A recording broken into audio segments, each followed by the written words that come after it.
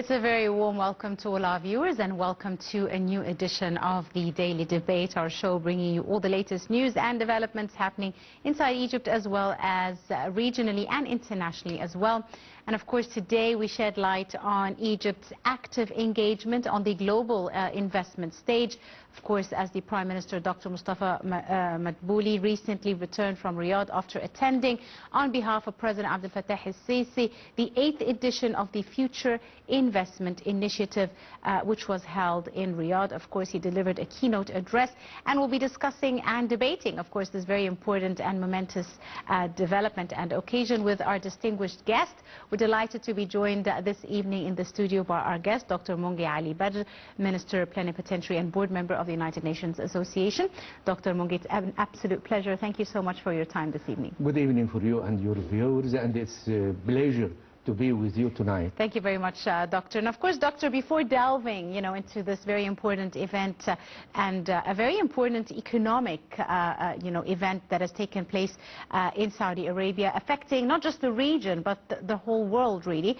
Let's go to this report, shedding some light on Egypt's efforts as well as pivotal role when it comes to economic development. And we'll be back to begin our debate and our discussion with our distinguished guest. Do stay tuned.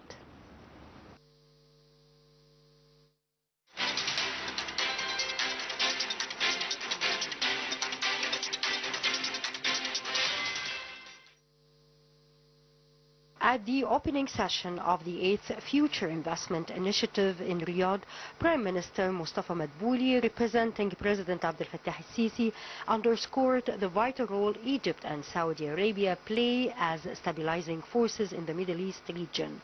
The conference, themed Infinite Horizons, Investing Today, Shaping Tomorrow, gathers global leaders from October 29th to 31st to address investment's role in fostering sustainable futures. At the session, Madbouli stressed that he shared the perspectives on the urgency of a regional ceasefire to prevent further escalation amid mounting tensions. He highlighted the inherent connection between economic progress and regional stability, pointing out that peace remains a prerequisite for investment and prosperity, stressing that with current regional crises, particularly in Gaza, the West Bank and Lebanon, the Middle East faces significant challenges that threaten broader stability. The Prime Minister affirmed Egypt's commitment to Gulf security, stressing that it is increasingly linked to Egypt's own. Madbouli advocated for a comprehensive and fair peace framework that includes the establishment of an independent Palestinian state with East Jerusalem as its capital, aligned with international resolutions, noting that such a foundation is essential for achieving sustainable development and stability throughout the region. Madbouli also highlighted the robust strategic partnership between Egypt and Saudi Arabia, underscoring recent collaborative milestones, including the agreement for the promotion and protection of mutual investments and the establishment of the Egyptian-Saudi Supreme Coordination Council, adding that these initiatives reinforce both nations' dedication to deepening investment cooperation. In his speech, Madbouli outlined Egypt's four-pronged approach, focusing on private sector empowerment, energy diversification, positioning as a regional energy hub, and advancements in transportation, urban development, and digital technologies like artificial intelligence. Premier Madbouli emphasized the growing energy partnership with Saudi Arabia, especially the 3,000 megawatt electricity interconnection project, highlighting the strategic goal for both nations to become regional logistics and supply chain centers supported by Egypt's new smart cities, such as the administrative capital and the New Alamein.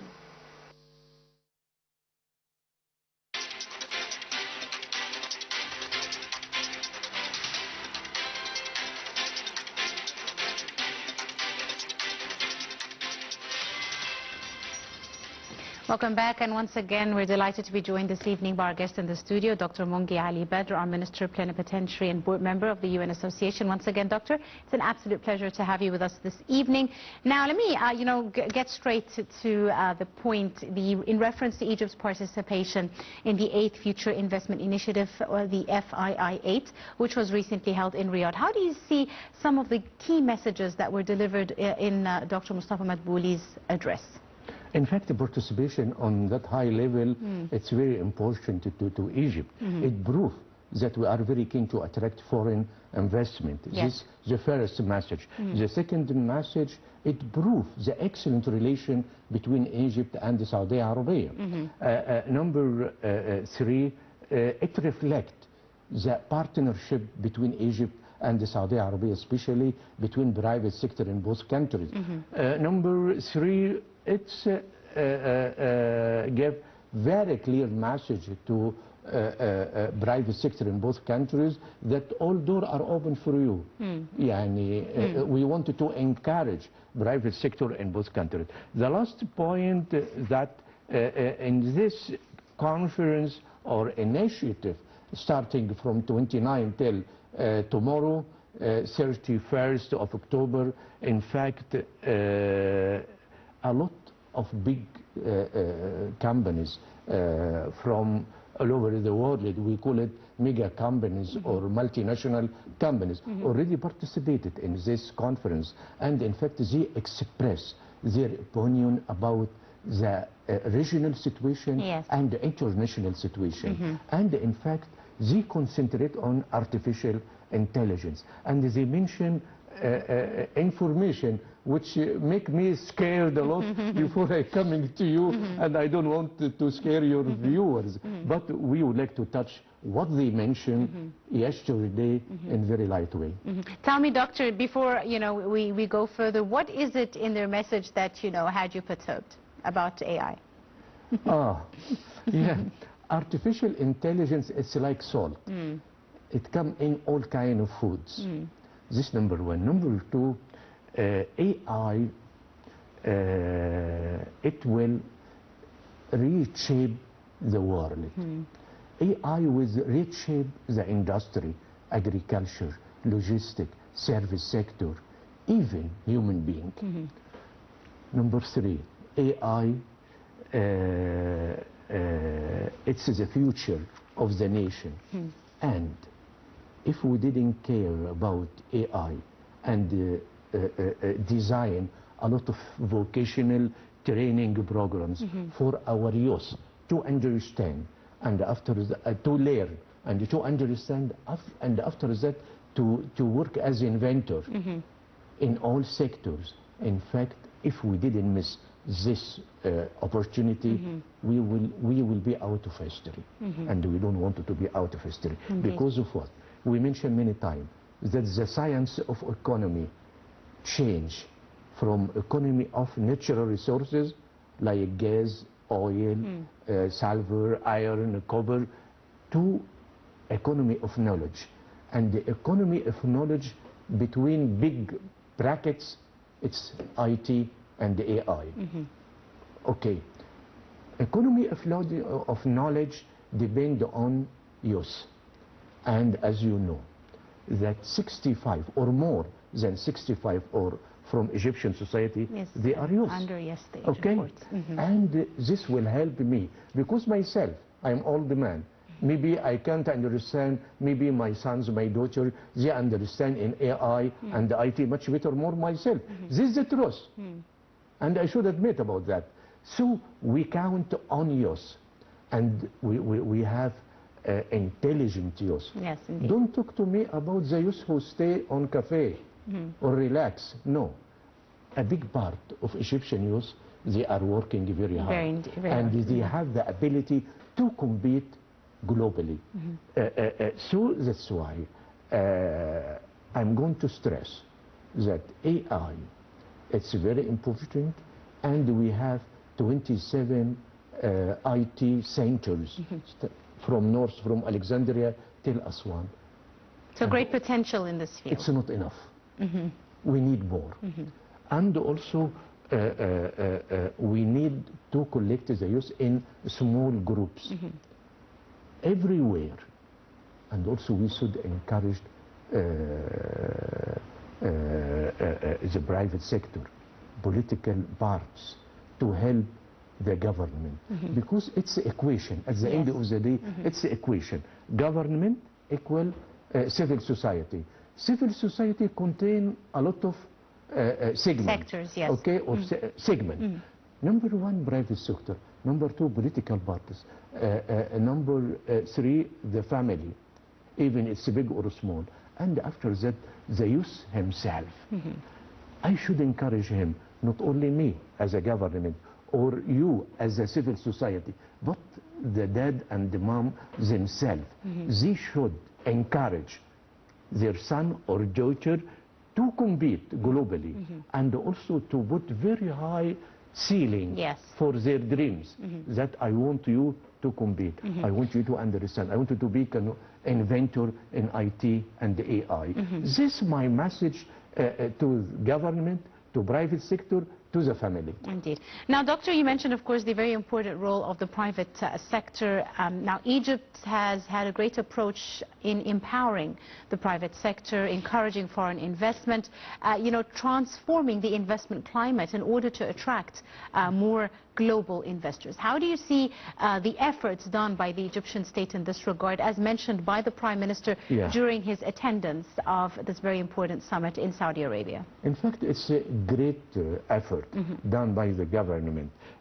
First of all, they put or set up a maximum limit for government investment in order to provide more opportunities to the private sector. This is number one. Number two, we have only one exchange rate, unifying exchange rate.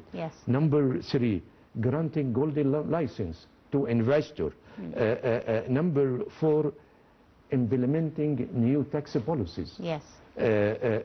Number five, adopting a new program to support our export, as well as launching national strategy for industry aimed to achieving boom in national industry. And this is very important, and in this regard I'm going to remind myself and your viewers that Minister of Industry and Transportation, he mentioned himself many positive words. Number one, he doesn't allow any owner of a factory to close his factory unless he has approval from the Prime Minister himself.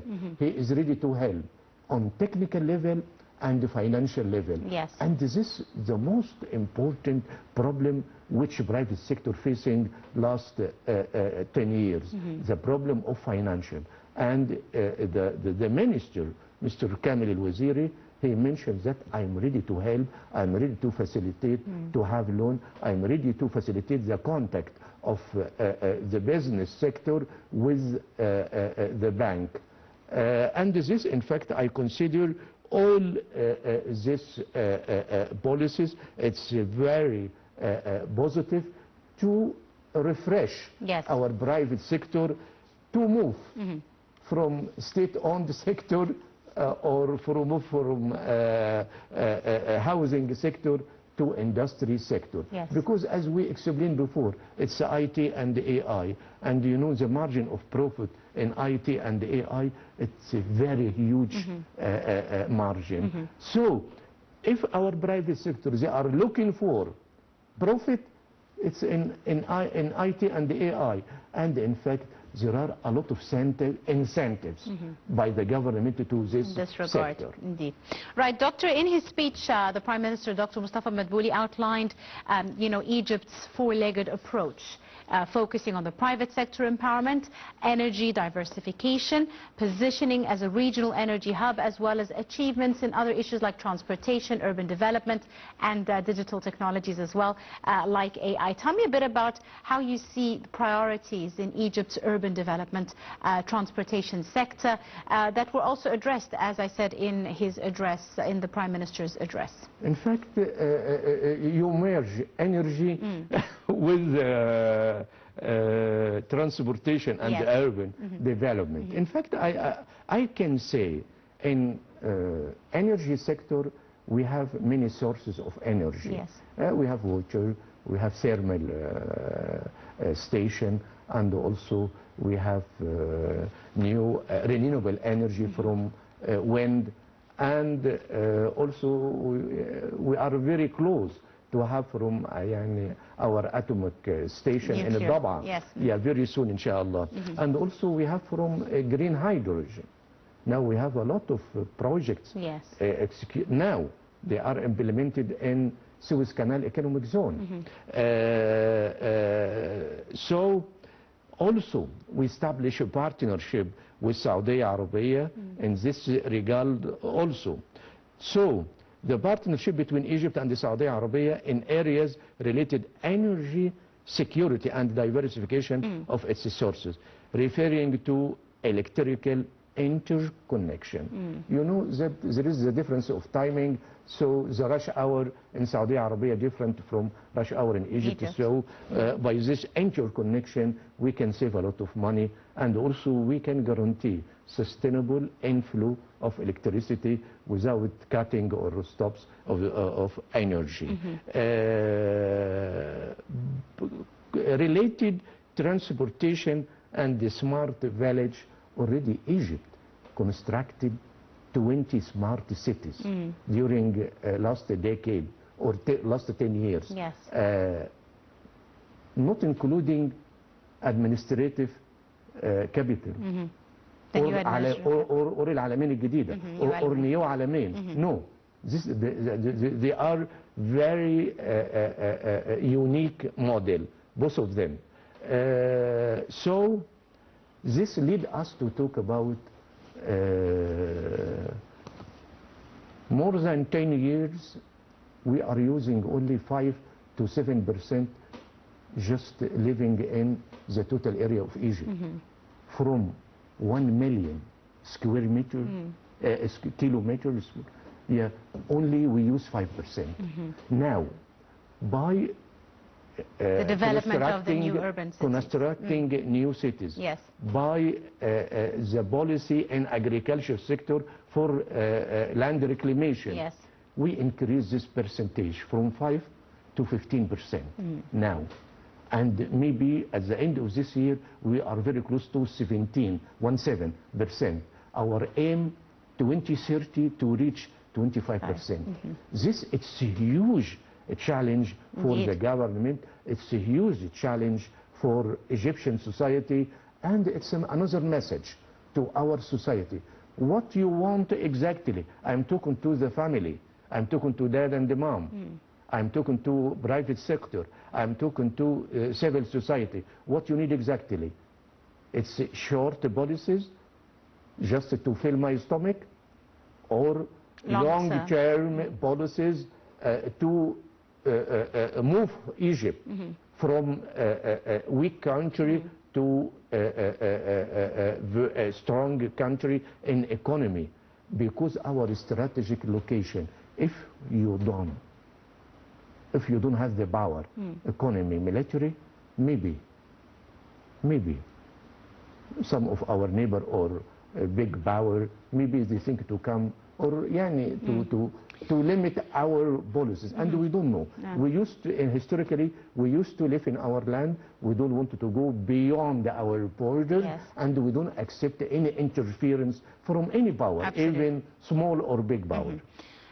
You spoke about a very important issue, and also the Prime Minister himself reaffirmed Egypt's commitment to the Gulf security, stressing, of course, that Egypt is linked intrinsically to the Gulf state, and he advocated for a comprehensive and fair peace framework, including, of course, the establishment of an independent Palestinian state with East Jerusalem as its capital. And it shows how the situation and the political situation in the region also has, colored the economic summit that was held in Riyadh. How do you see the geopolitical tensions playing a role when it comes to economic development in different states? It's a very big point, in fact.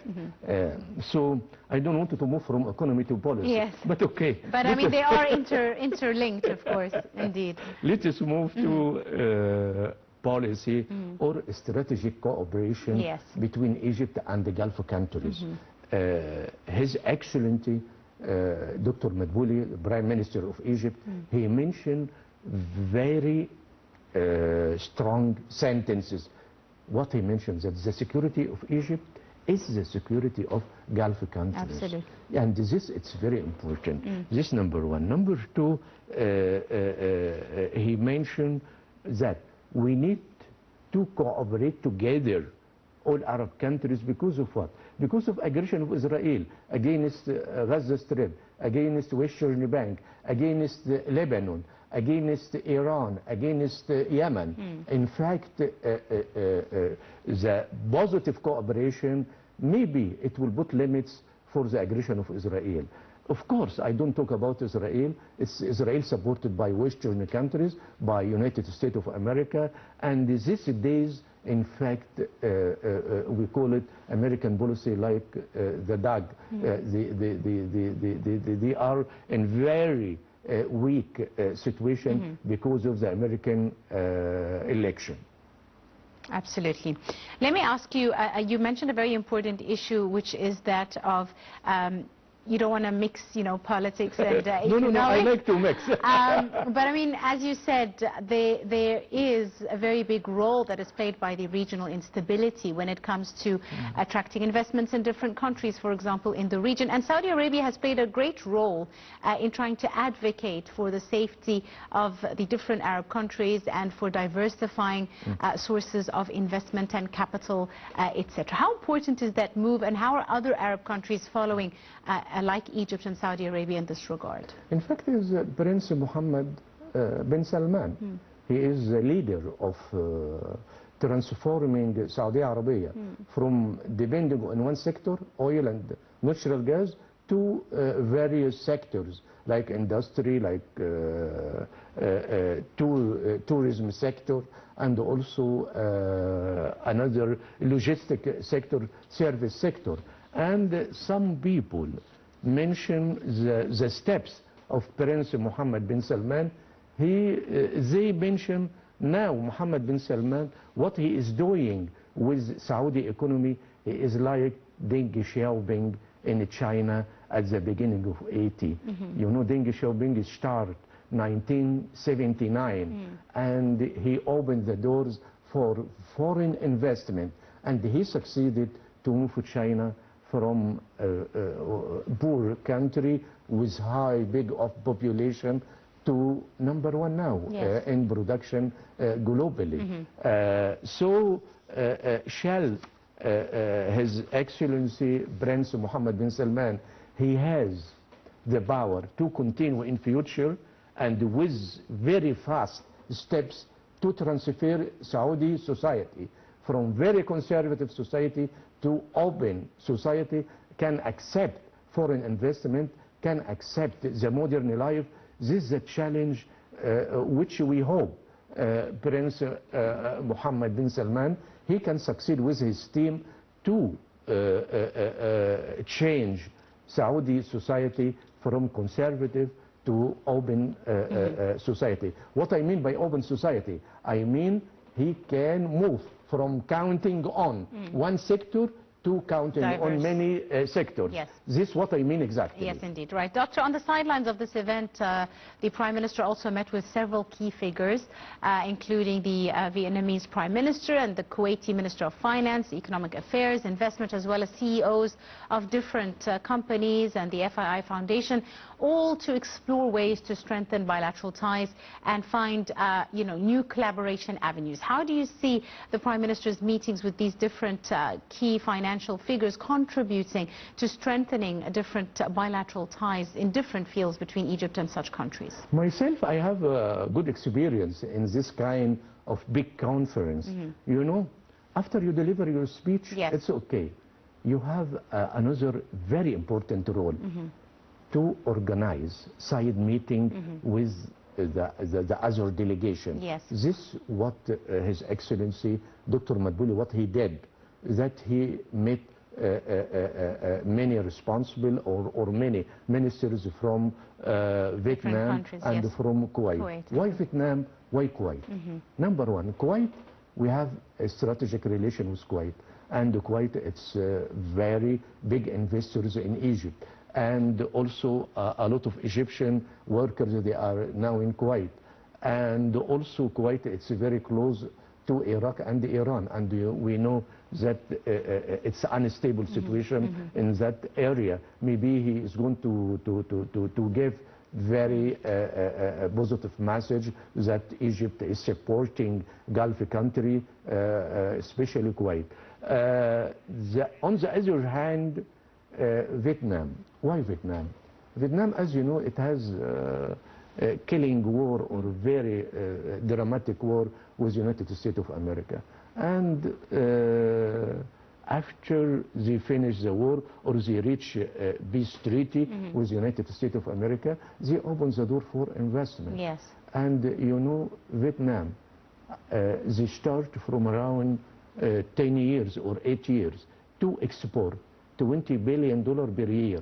Now, last year, $200 billion export. Wow. So this number one. Number two, they succeed to eradicate or to overcome all bureaucracy in front of foreign investment. Number three, they have special program to support export, Vietnam export. Number four, they open the door for sending youth outside to have vocational training programs. So there's lots of areas really Yes, to yes, collaborate yes, yes, between yes. such countries, And, right? And also Vietnam experience, maybe it's very suitable for us, but I want to mention something very important. We didn't transfer Vietnam lessons or Vietnam experience. No, we are selecting some items from this experience, matching with Our our needs and our situation. suits, yes. So what we are learning is just a few lessons from the successful story or success story of Vietnam. Indeed. Nothing more. All right. Dr. Mongy, let's go to another report on Egypt's balanced foreign policy, which of course has enhanced stability as well as economic growth in the country. And we'll be back to continue our discussion. Stay tuned.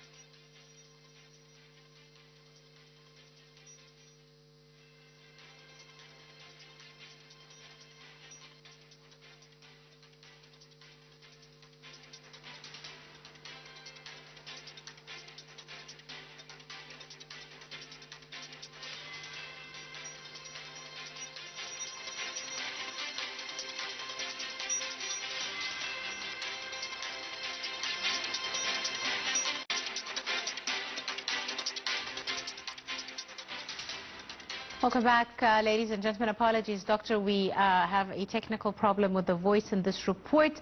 But let me move on to another issue. And we've seen, as you mentioned, throughout the last decade or the last 10 years or so, Egypt has tried to diversify, as you said, its economic relations, which has added a lot, really, to its power in the region. Now, Egypt has also tried to deepen its relations, not just with the Arab region, but with other African countries as well. For example, just to take from today, President Abdel Fattah al-Sisi himself on Wednesday held talks with his Djiboutian counterpart. The presidential spokesperson said during the call the two leaders asserted their keenness on fostering bilateral ties and joint cooperation in various fields. Also, the spokesman said that President al-Sisi affirmed Egypt's constant support to all African countries on all levels. Also today, as another example, the Minister of Foreign Affairs, Immigration, Expatriate Affairs, Badr held talks with his Nigerian counterpart in Cairo from Niger, and at a joint press conference following their talks, Abdelati hailed relations binding Egypt and Niger, expressing keenness on fostering further bilateral cooperation in various domains. Just examples from today showing how Egypt is working with many African countries to foster ties on the economic front. How important do you see this, especially in light of the global challenges we are now facing? In fact, this point make me very pleased. Number one, because we are African. Absolutely. Number two, we have great opportunities to have a partnership with African countries. Number three, it will be easy for us to export to African countries. Number 4, we are a member in COMESA, Yes. East and South of Africa. And very soon, I hope we can conclude or implement that free trade. African trade treaty, which cover all African countries.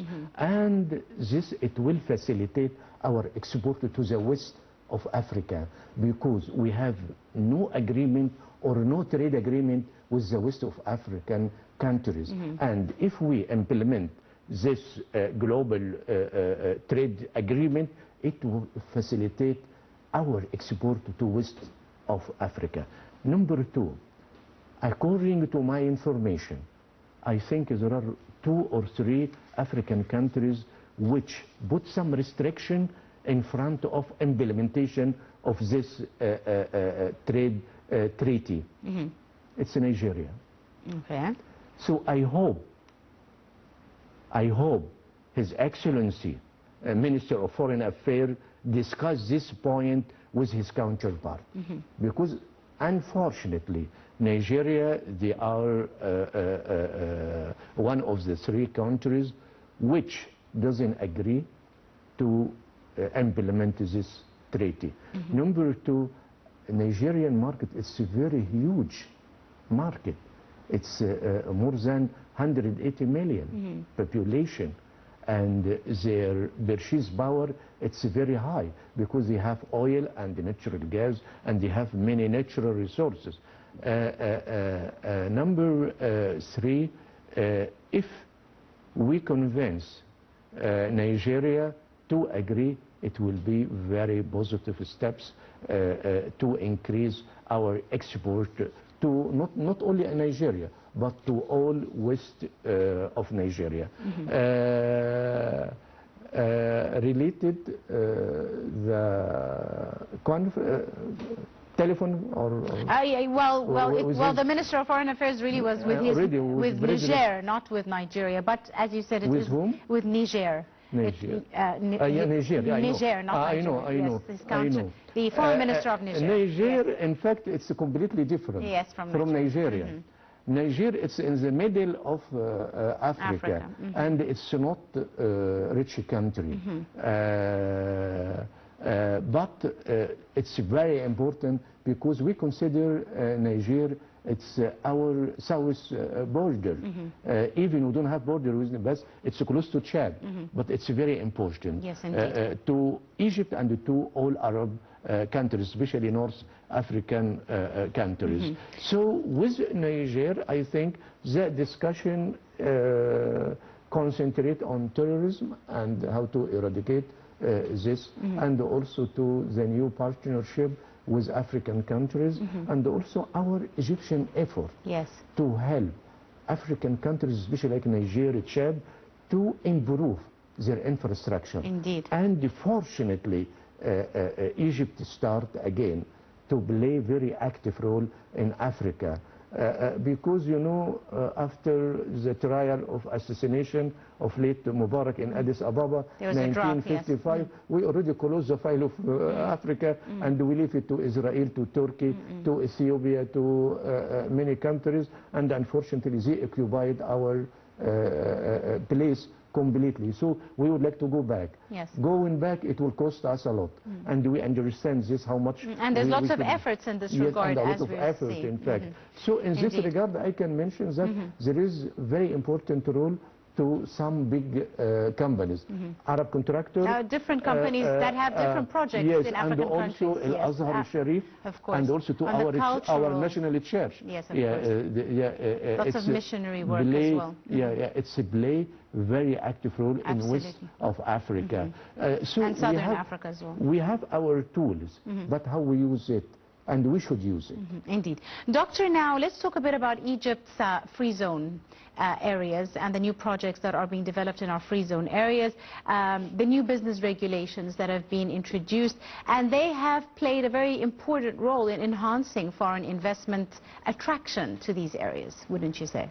Let me clarify this point. Free zone, we have 3 types of zone. Economic zone, public free zone, private free zone. Private free zone, it belongs to the factory itself. Right. Private free zone. This to facilitate its process of import and export. Okay. Custom duties authorities inside the factory. So we call it private free zone. Right. Public free zone is like Bursaid or Ismailia. So it's open for all. And this public free zone, if you set up or establish a factory, you are completely outside the border of Egypt. Egyptian law doesn't apply in free zone. But security, we are controlling security and all other things. The most important zone, it's the economic zone. Because economic zone, it's not commercial, no. This economic zone like economic zone of Suez Canal. This for establishing factories, establishing for industrial cities. And this zone, or this economic zone, attract a lot of investment. So now, we have two elements which attract Egyptian economy to be developed. Suez Canal economic zone and north coast of Egypt. Both of them, they attract a lot of foreign investors. And also, it's not real estate sector only, but in renewable energy, like green hydrogen and the green ammonia, and also in wind energy, and in IT and AI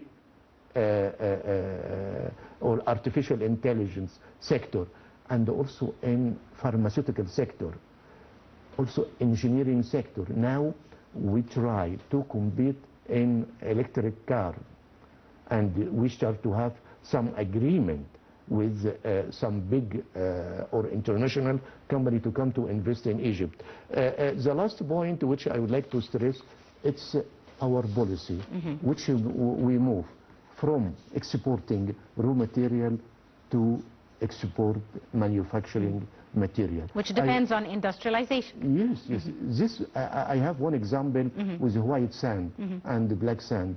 So before we export it as a raw material was very cheap.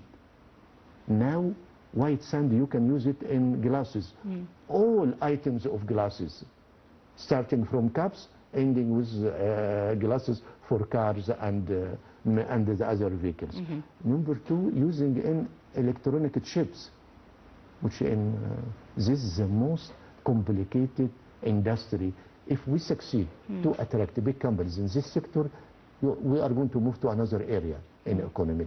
So what I used to mention that we should concentrate on industries which have high value added. This is very important. Absolutely. If we succeed to attract this kind of industry, within 5 or 10 years, we are going to another area for Egypt. So the point, shall these steps are implemented by the government now? Yes, but we would like to speed up the procedures of this kind of industries. Government start, but where is the private sector? So that's why it's the equation again. Effort should be done by government, and effort should be done by private sector and the civil society.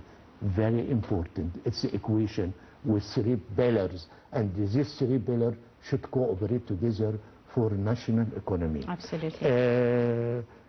Before we end this very informative episode, Yes, I would like to mention again, to go back again to artificial intelligence. Right. So let me listen to you first. No, go ahead, Doctor, because we are running out of time. Tell me, it's very important because, you know, Egypt is a platform really for showcasing development, technological reforms in the country, and artificial intelligence.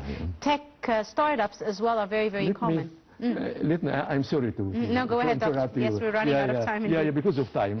Let me mention that on the side of conference in Riyadh in Saudi Arabia, that billionaire Elon Musk, I'm going to read what he mentioned. He has a video conference, and he mentioned that the possibility of things going wrong due to technology may reach 20%.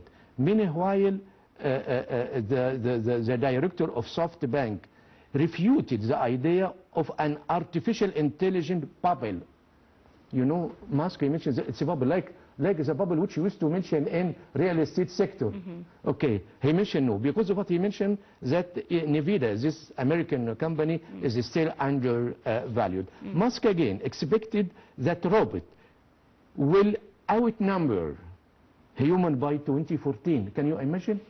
The number of robots will be more than human being. Now, how many we have now? We have 8 billion population. The total number. He mentioned 2040, the unit will be 10 billion. And he mentioned another very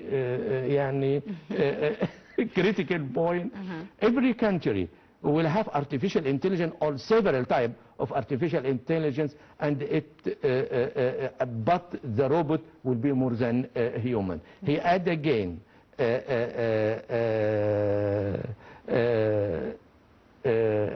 as usual, he dropped the second bomb shell related to the energy sector.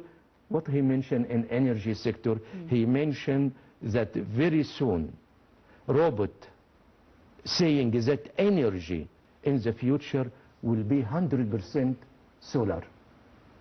So now the advantage of natural resources, it will be finished, and when I don't know. But you know that Elon Musk, in fact, make me very worried about the future of my sons and daughter. but you know, it's a challenge that we should send a message to our youth. It's a challenge to you. Would you like to follow short-term policies or to challenge regionally and globally? This is a message to our teenage. Absolutely. I think that they prefer to compete.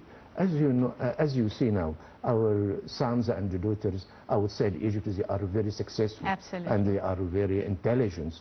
Why we push them to do more and to develop their country. And also, again, I'm going to repeat what I mentioned before, 3 pillars for our national economy: government, civil society, and the private sector. We should collaborate together for the interest of our future. Absolutely. I'm afraid we have run out of time, but I'd like to thank you very, very much, Dr. Mongy Badr, Minister Plenipotentiary and Board Member of the UN Association. It's been an absolute pleasure.